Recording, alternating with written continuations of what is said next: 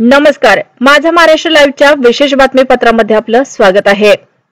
नांदेड जिल्ह्यात गुन्हेगारांच्या टोळ्या करून गुन्हे करणारे 70 इसम नांदेड जिल्ह्यातून हद्दपार, 14 स्थानबद्ध। श्रीकृष्ण कोकाटे पोलीस अधीक्षक नांदेड यांनी नांदेड जिल्ह्यातील वारंवार गुन्हे करणारे सराईत गुन्हेगार, लपून छपून अवैध धंदे करणाऱ्या इसमांविरुद्ध प्रतिबंधात्मक कार्यवाही करण्याचे आदेश दिले होते।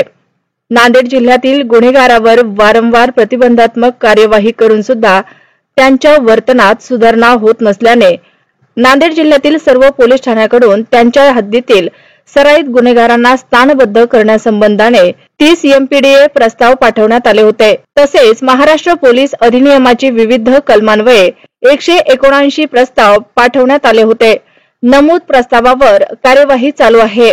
पोलीस ठाणे अर्धापूर यांच्याकडून कलम 55 महाराष्ट्र पोलीस अधिनियम अन्वये पाठवण्यात आलेल्या प्रस्तावामध्ये इसम नामे 1 सुरेंद्र सिंग उर्फ सूरज जगत सिंग गाडीवाले वय वर्ष 22 राहणार नंदीग्राम सोसायटी नांदेड, 2 जसप्रीत सिंग उर्फ यश गोदा सिंग कामठेकर वय वर्ष 23 राहणार नंदीग्राम सोसायटी नांदेड, 3 शुभम राजकुमार खेलगुडे वय वर्ष 24 राहणार बंदाघाट नांदेड, 4 शरणपाल सिंग गुरमीत सिंग रागी वय वर्ष 26 राहणार गुरुद्वारा गेट नंबर 4 नांदेड, 5 जसलोक सिंग नवनिहाल सिंग कारिगिरी वय वर्ष 20 राहणार यात्री निवास नांदेड यांना 1 वर्ष कालावधीसाठी नांदेड जिल्ह्यातून हद्दपार केले। याबाबतचे आदेश व पोलीस ठाणे विमानतळ यांच्याकडून कलम 55 महाराष्ट्र पोलीस अधिनियम अन्वये पाठवण्यात आले।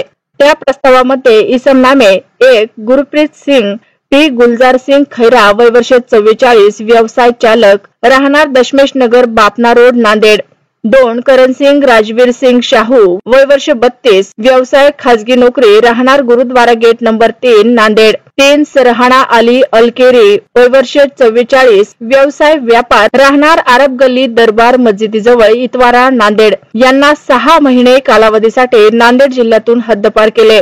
याबाबतचे आदेश दिनांक 17/5/2024 रोजी माननीय श्रीकृष्ण कोकाटे पोलीस अधीक्षक नांदेड यांनी पारित केले आहेत। नांदेड जिल्ह्यातील गुन्हेगारांच्या टोळ्या करून गुन्हे करणाऱ्या इसमाविरुद्ध कलम 55 महाराष्ट्र पोलीस अधिनियमान्वये प्रस्ताव पोलीस ठाण्याकडून पोलीस अधीक्षक नांदेड यांच्याकडे पाठवण्यात आले होते। माननीय श्रीकृष्ण कोकाटे पोलीस अधीक्षक नांदेड यांनी कलम 55 महाराष्ट्र पोलीस अधिनियम अन्वये सन 2023-24 या कालावधीत नांदेड जिल्ह्यातील विविध 23 टोळ्यांमधील 70 इसमांना नांदेड जिल्ह्याच्या बाहेर हद्दपार केले आहे।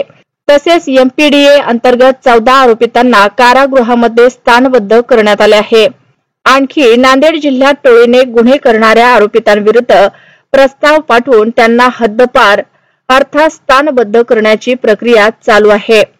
ताज्या बातम्या पाहण्यासाठी माझा महाराष्ट्र लाईव्ह या आमच्या न्यूज चॅनलला सबस्क्राइब करा। व्हिडिओ आवडल्यास व्हिडिओला लाईक आणि शेअरही करा।